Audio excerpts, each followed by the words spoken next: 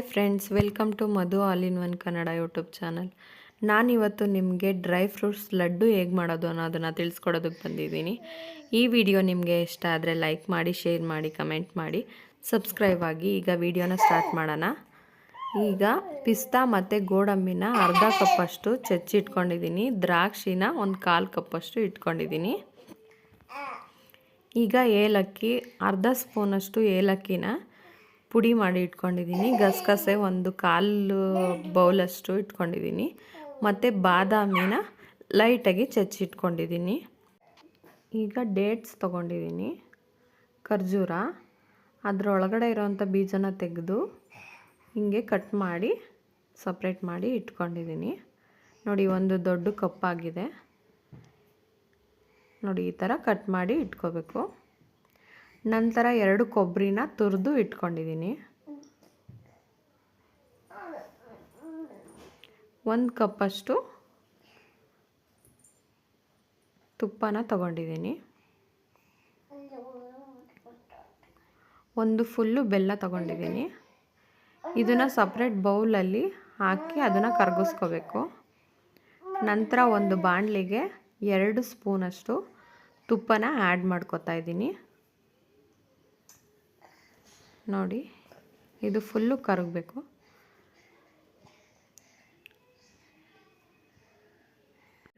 ಈ ತುಪ್ಪ ಕರಗಿದೆ. ಇದರೊಳಗಡೆ ಎಲ್ಲ ಚಚ್ಚಿಟ್ಕೊಂಡಿರೋ ಅಂಥ ಡ್ರೈ ಫ್ರೂಟ್ಸ್ ಏನೇನು ಹೇಳಿದೆ ಅದನ್ನೆಲ್ಲ ಹಾಕ್ಕೊಂಡು ಚೆನ್ನಾಗಿ ಹುರ್ಕೋಬೇಕು. ನೋಡಿ, ಚೆನ್ನಾಗಿ ಹುರಿಬೇಕು. ಅದು ಲೈಟಾಗಿ ಕಂದು ಬಣ್ಣ ಬರೋವರೆಗೂ ಚೆನ್ನಾಗಿ ಹುರ್ಕೋಬೇಕು. ಇವಾಗ ಗಸಗಸೆನ ಹಾಕ್ಕೋತಾ ಇದ್ದೀನಿ. ಅದರೊಳಗಡೆ ಗಸಗಸೆ ಹಾಕ್ಕೊಂಡ್ರೆ ಅದ್ರ ಫ್ಲೇವರೇ ಒಂಥರ ಚೆನ್ನಾಗಿರುತ್ತೆ. ಅದನ್ನು ಜಾಸ್ತಿ ಹಾಕ್ಕೊಂಡಷ್ಟು ತುಂಬ ಚೆನ್ನಾಗಿ ಟೇಸ್ಟಿಯಾಗಿರುತ್ತೆ. ಈಗ ಏಲಕ್ಕಿ ಪುಡಿನ ಹಾಕ್ಕೊಳ್ತಾ ಇದ್ದೀನಿ. ಏಲಕ್ಕಿನ ಬಿಡಿಸ್ಬಿಟ್ಟು ಅದನ್ನು ಚೆನ್ನಾಗಿ ಚಚ್ಚಿ ಪುಡಿ ಮಾಡಿಕೊಂಡು ಹಾಕ್ಕೋಬೇಕು. ನೋಡಿ, ಇದು ಚೆನ್ನಾಗಿ ಹುರಿಬೇಕು. ಇವಾಗ ಕಟ್ ಮಾಡಿ ಇಟ್ಕೊಂಡಿರೋ ಅಂಥ ಖರ್ಜೂರನ ಇದರೊಳಗಡೆ ಹಾಕ್ಕೊಳ್ತಾ ಇದ್ದೀನಿ. ಡ್ರೈ ಫ್ರೂಟ್ಸ್ಗಿಂತ ಇದ್ರ ಕ್ವಾಂಟಿಟಿ ಜಾಸ್ತಿ ಇದ್ದರೆ ಟೇಸ್ಟು ತುಂಬ ಚೆನ್ನಾಗಿರುತ್ತೆ. ಇದನ್ನು ಹೀಗೆ ಚೆನ್ನಾಗಿ ಮಿಕ್ಸ್ ಮಾಡ್ಕೋಬೇಕು. ನೋಡಿ, ಎಷ್ಟು ಚೆನ್ನಾಗಿ ಮಿಕ್ಸ್ ಮಾಡ್ಕೋಬೇಕು.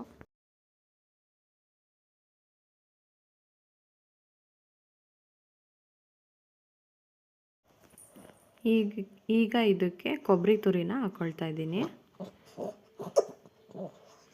ಕೊಬ್ಬರಿ ತುರಿ ಹಾಕ್ಕೊಂಡು ಚೆನ್ನಾಗಿ ಮಿಕ್ಸ್ ಮಾಡ್ಕೋಬೇಕು.